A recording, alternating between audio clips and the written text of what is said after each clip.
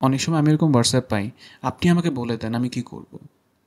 আমি যদি বলে দিই আপনি এটা করবেন, তারপর সেকেন্ড টাইম কি করবেন? আবার আমি আপনাকে বলে দিব। তাহলে আপনার লাইফের ডিসিশন মেকটা কে করছে? আমি করছি না আপনি করছেন? দ্বিতীয় যে প্রশ্নটি করেছেন, তাকে ভুলে কিভাবে ইবাদতে মশগুল হতে পারেন বা পড়ালেখায় ফোকাস করতে পারেন? আমি যদি বন্ধুর জন্য নামাজ পড়ি, তাহলে বন্ধু চলে গেলে আমি নামাজ পড়বো না। বন্ধু যে আরেকটা বন্ধু আসবে যে গান গাইবে, তার সাথে আমি গান গাওয়া শুরু করব। আরেকজন আসবে যিনি নাচ করেন, আমি তার সাথে নাচ করা শুরু করব।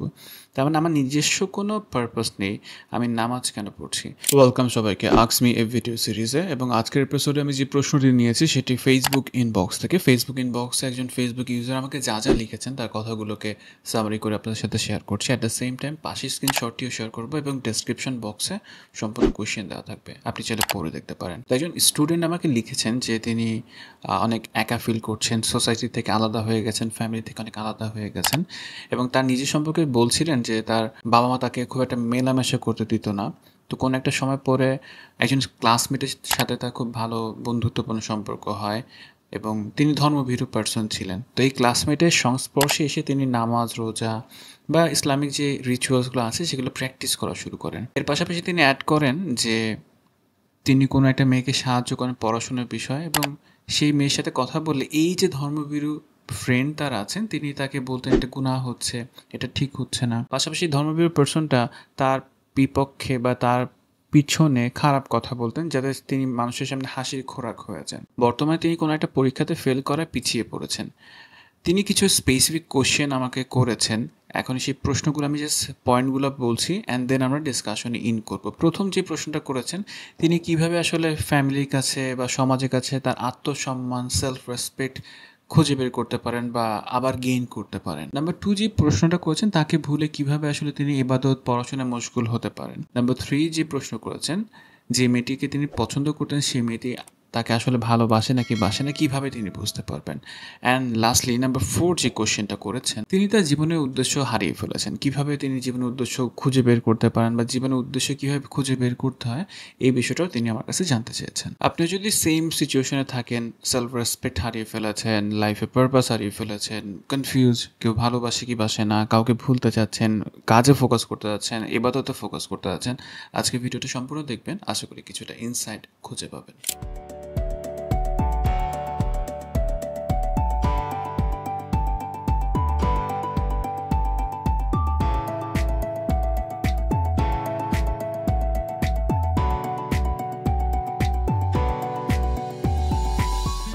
যেহেতু প্রশ্নগুলো খুবই স্পেসিফিক, তাই আমি প্রত্যেকটা প্রশ্নের উপর বেস করে কিছু কথা বলবো। কোনো ডিসিশন দিচ্ছি না যে এটা করলে আপনি আসলে খুঁজে পাবেন, বাট আমি আপনাকে কিছু প্রশ্ন করব, আমি আপনাকে কিছু ইনফরমেশন শেয়ার করব যেগুলো হোপসো আপনাকে ইনসাইট ডেভেলপ করতে হেল্প করবে। প্রথম কথা সেটা হলো, আপনার প্রথম প্রশ্নে আপনি বলছেন আত্মসম্মান কিভাবে ফিরে পেতে পারেন। আপনার কাছে আসলে আত্মসম্মানটা কী? কী হলে আপনি বুঝতে পারবেন সমাজ আপনাকে সম্মান দিচ্ছে, পরিবার আপনাকে সম্মান দিচ্ছে, আপনার নিজের কাছে নিজের সম্মানের ব্যাখ্যাটা কী, আপনার ডেফিনেশনে সম্মান জিনিসটা কী। সো আপনি যখন সম্মানকে ডিফাইন করতে পারবেন যে জাস্ট অ্যান এক্সাম্পল, পথে ঘাটে কেউ দেখা হলে আমাকে সালাম দিচ্ছে অ্যান্ড এটাই আমার কাছে সম্মান, তাহলে এটা আপনার জন্য সম্মান হতেই পারে। আবার অনেকের কাছে দেখা হলে গল্প করছে, খোঁজ খবর নিচ্ছে বা খুব সুন্দর একটা হাসি দিচ্ছে, এটাও তার কাছে সম্মান হতে পারে। কারো কাছে হেল্প চাচ্ছে আমার কাছ থেকে, এটাও একটা সম্মানের বিষয়। সো আপনার কাছে সেলফ রেসপেক্ট বলেন বা সোসাইটি আপনাকে সম্মান দিবে, ফ্যামিলি আপনাকে সম্মান দিবে, এটা ডেফিনেশনটা আসলে কি, এই ডেফিনেশনটা নিজে খোঁজার চেষ্টা করেন এবং যখন খুঁজে বের করতে পারবেন যে আচ্ছা এইটা আমার কাছে সম্মানের ডেফিনেশন, ওই অনুযায়ী কাজ করেন। কি করলে আসলে সম্মানটা গেইন করা যায়। সম্মান কখনো অটোমেটিক্যালি মানুষ পায় না, সম্মানের জন্য কাজ করতে হয়। আপনি ভালো কোনো কাজ করলে মানুষ আপনাকে ডেফিনেটলি সম্মান করবেন বলে আমি আশা রাখি। দ্বিতীয় যে প্রশ্নটি করেছেন, তাকে ভুলে কিভাবে ইবাদতে মশগুল হতে পারেন বা পড়ালেখায় ফোকাস করতে পারেন। তাকে বলতে কি আপনি আসলে ধর্মভীরু সেই ফ্রেন্ডের কথা বলছেন কিনা? যদি তাই হয়ে থাকে, আমার একটা প্রশ্ন আছে আপনার কাছে, সেটা হলো যে আপনি বলছিলেন যে তিনি আপনাকে ইবাদতে ইন্সপায়ার করেছেন, তিনি আপনাকে মানে ইসলামিক রিচুয়ালসে ইন্সপায়ার করেছেন। তো আপনার নিজের কাছে এই রিচুয়ালসগুলো কতটুকু ভ্যালু আছে? আপনি কীভাবে রিচুয়ালসগুলোকে দেখেন? মানে নামাজ তো আমরা এই কারণে পড়ি না যে আমার বন্ধু নামাজ পড়ে তাই আমি পড়ছি। হ্যাঁ, হতে পারে বন্ধুর সংস্পর্শে এলে আমরা হয়তো চর্চা বাড়াতে পারি, হুইচ ইজ ওকে। কিন্তু বন্ধু চলে গেছে বা বন্ধু আমার সাথে এখন কথা বলে না, এই কারণে আমি যদি নামাজ ছেড়ে দিই বা আমার ডেইলি অ্যাক্টিভিটিস ছেড়ে দিই, তাহলে ওই ডেইলি অ্যাক্টিভিটিস আসলে বন্ধুর জন্য ছিল, not for my Allah or god, যেটাই বলেন না কেন। সো আমাকে আসলে নামাজ হোক, পড়ালেখা হোক, যেটাই হোক না কেন, এটা কোর পারপাসটা বুঝতে হবে।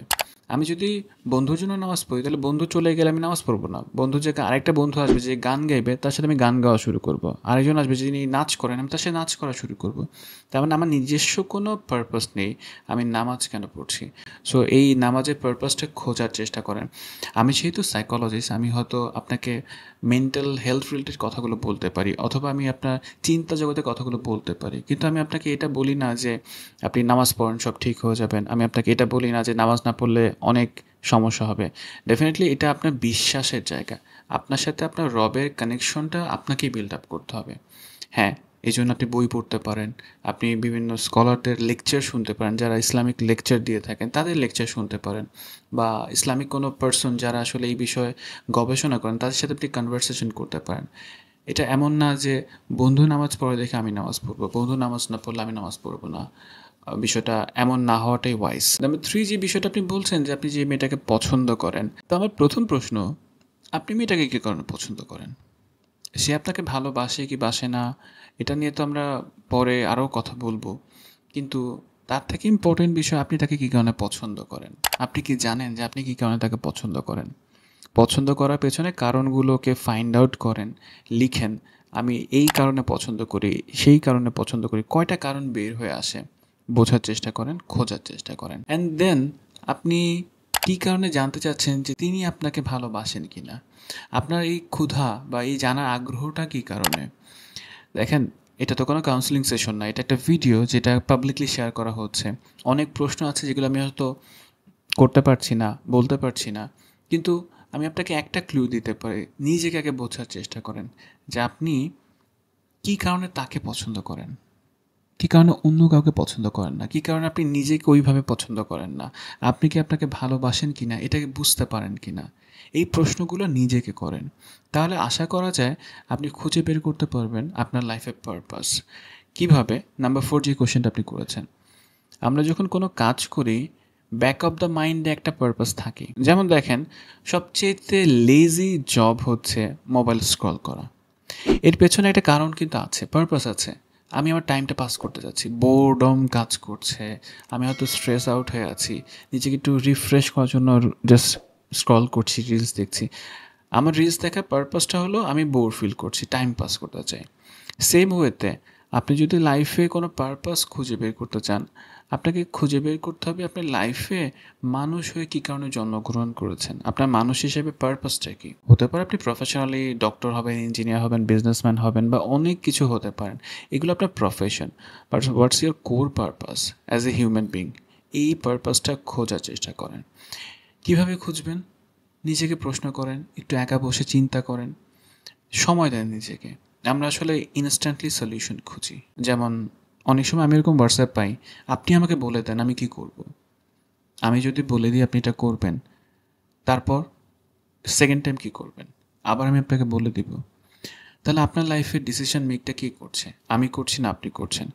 সো নিজেকে সময় দেন, চুপচাপ চিন্তা করেন, লিখেন, অ্যান্ড বোঝার চেষ্টা করেন আপনার লাইফের পারপাস কী হতে পারে।